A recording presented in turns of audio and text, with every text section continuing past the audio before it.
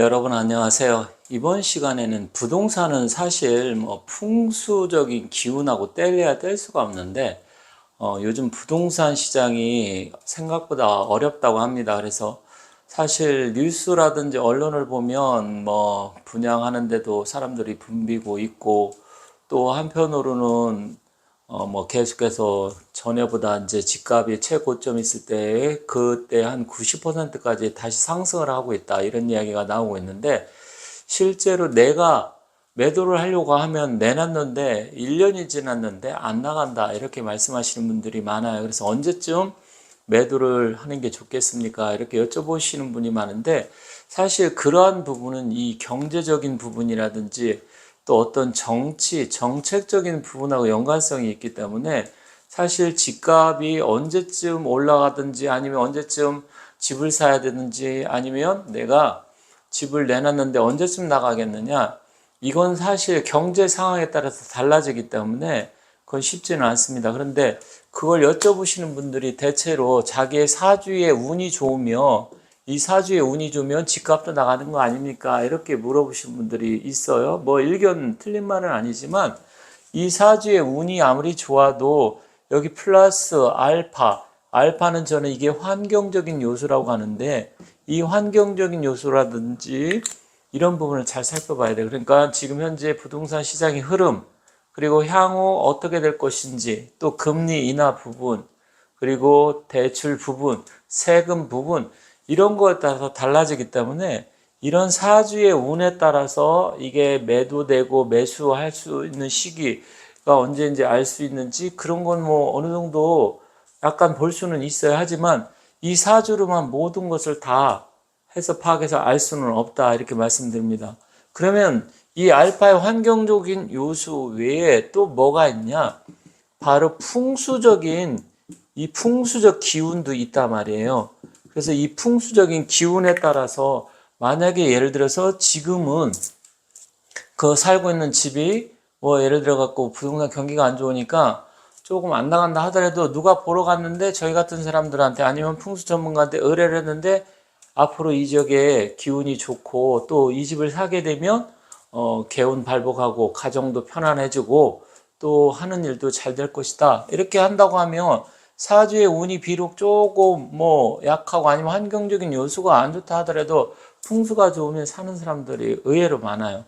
그래서 요즘은 이 풍수를 부동산에 접목을 시켜서 보신 분이 많기 때문에, 오늘은 이런 풍수적인 기운에 대해서 말씀드릴 건데, 특히 이 풍수는 제가 몇 번 말씀드렸지만 사람들이 오해를 하고 있는데, 미신이 아닙니다. 이거는 자연과학이에요. 자연과학이라는 게 무엇입니까? 어떤 지리학이 될 수도 있고요, 지질학, 땅의 기온, 토양, 이런 부분, 그리고 일기라는 것은 일기예보 그런 부분이 아니라 어떤 하늘, 우주의 기운을 이야기하는 건데, 이런 기운하고 연관성 있는 게 풍수예요. 그래서 요즘은 집을 구하든지 아니면 땅을 매입을 한다든지 했을 때 전체적으로 이 풍수적인 기운을 많이 본다. 그런데 사실 이 부동산이라는 건, 여러분들이 대체로 보면 부동산을 우리가 선택을 할 때 가장 중요하게 생각하는 요소가 뭐예요? 경제성이죠. 이게 내가 이 집을 샀을 때 앞으로 얼마가 집값이 올라갈 것인가. 주로 이게 거의 제가 봤을 때 일반적인 사람이 생각하는 8, 90%다.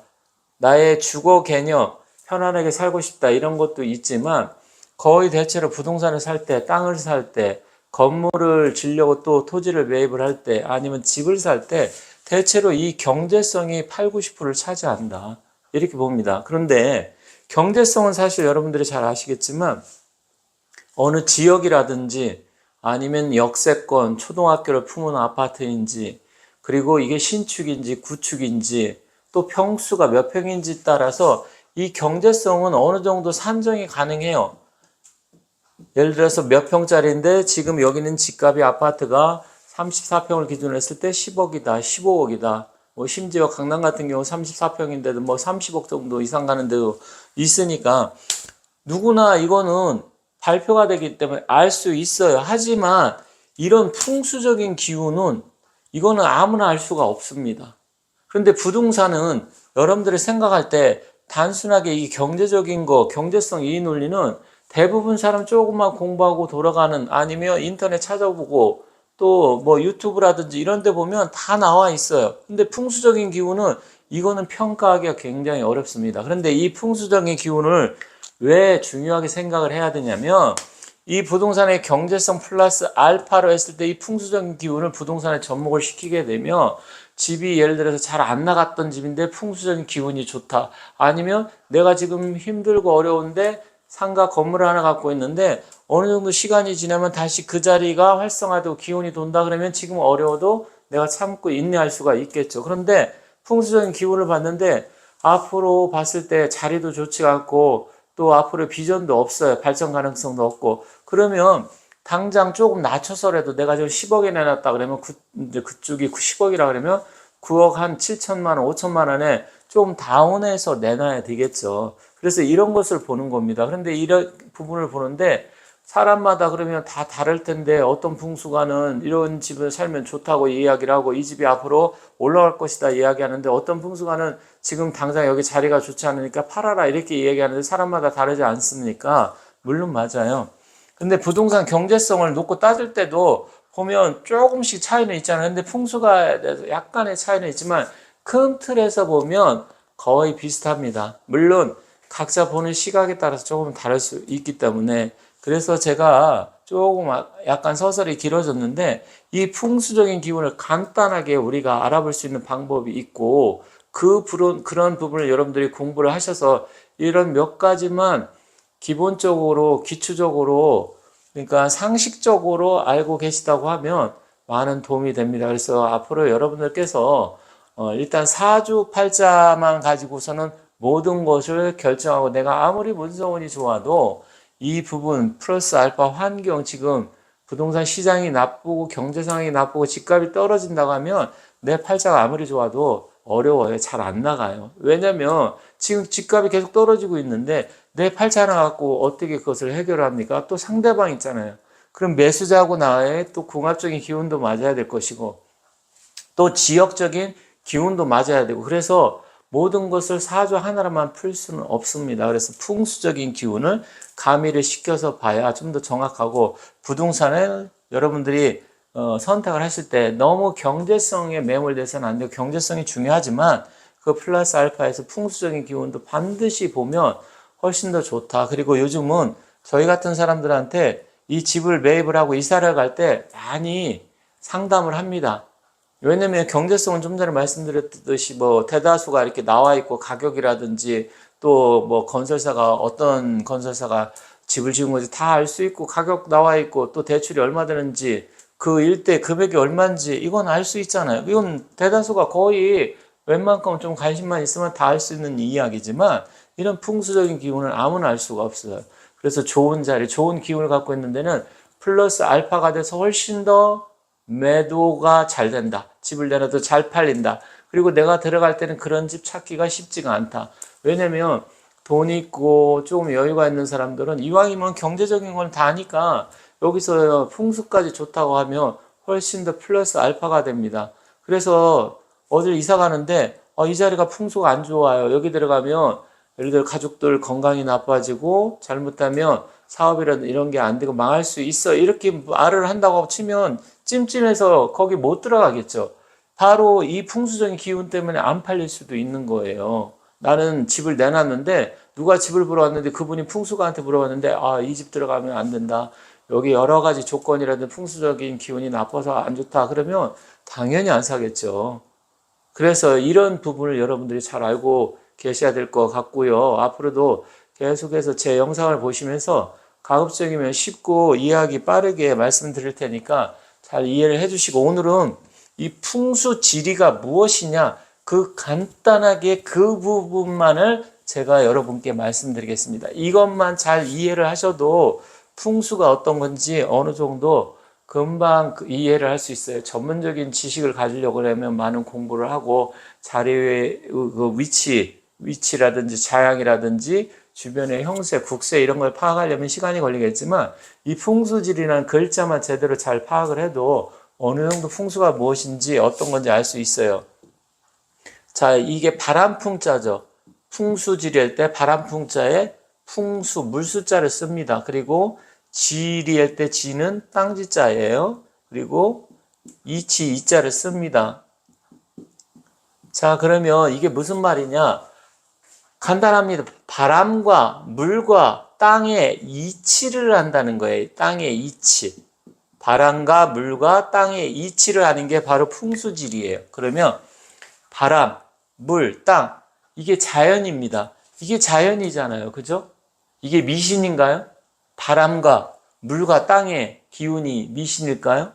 자연이고 또 땅이니까 지리학이고 땅의 성질 특성이니까 지질학이에요.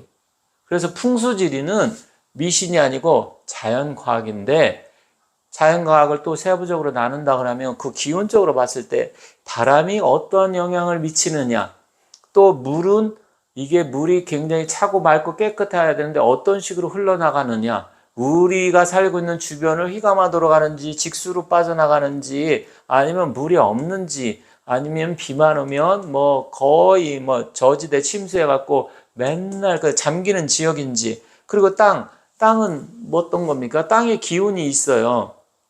풍수에서 오기지중이란 말이 있는데 5가지 기운이 땅속으로 흐른다 했어요. 그게 이제 목화토금수의 기운으로도 볼 수 있는 거죠. 오행의 기운. 그러면 이 땅이 지질학적으로 봤을 때 토양의 토질이 어떠냐? 이게 썩은 땅이냐? 아니면 척박한 땅이냐? 이런 걸 보는 거예요. 아니면 돌이라든지 모래가 많이 섞였느냐? 또 요즘 같은 경우 간척지가 많잖아요. 간척지를 매립한 땅이냐, 공동묘지를 썼던 땅이냐, 아니면 그 산 같은 데 바위를 깨가지고 어느 정도 보면 마사토가 섞여 있는 그런 땅이냐, 뭐 여러 가지 이런 걸 보는 거예요. 그러니까 여기서 잘 보시면 바람은 어떤 식으로 어디에서 어떻게 불어오는지, 바람이 강한 건지 아니면 산들바람이 정말 불어와서 선선하게 바람을 이렇게 감싸주는 그런 자리냐, 그리고 물은 어떻게 들어오고 어떻게 빠져나가느냐, 물이 굉장히 중요하니까 풍수에서는 수간 재물이라고 했습니다. 물은 재물을 관장을 해요. 그런데 이 땅은 여기서는 꼭 땅만 이야기하는 게 아니라 산도 이야기를 합니다. 산의 토양이라든지 형세 이런 게 있잖아요.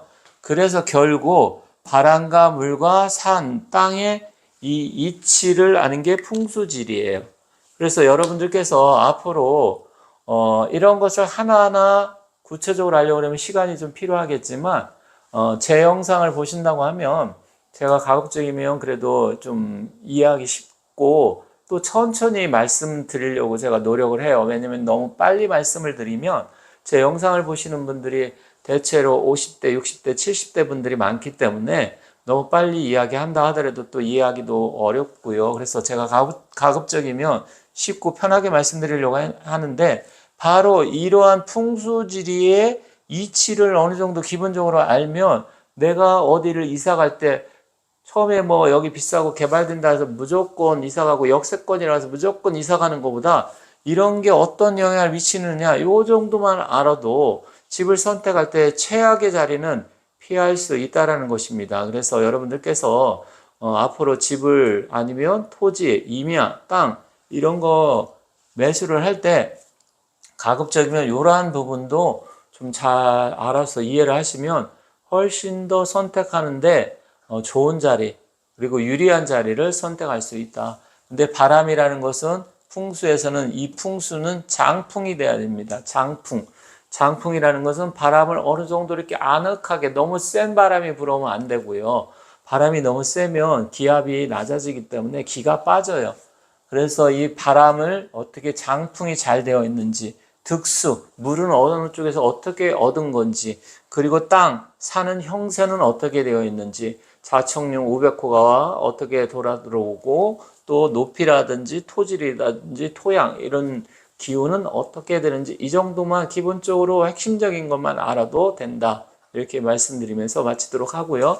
앞으로 좀 구체적으로 하나하나 좀 자세하게 바람은 어떻게 불어오는 게 좋고 어떻게 막아야 되고 땅은 또 어떤 식으로 보고 토질이라든 토양은 어떻게 봐야 되는 건지 또 물은 어떻게 굽이굽이 흘러 돌아가고 가마도로 가야 되는 건지 직수로 빠져나가야 되는 건지 또 우리 집을 향해서 들어와야 되는 건지 뭐 이런 부분만 몇 가지만 알고 계셔도 기본적으로 여러분들이 좋은 자리, 좋은 집을 선택할 수 있다 이렇게 말씀드리면서 마치도록 하겠습니다.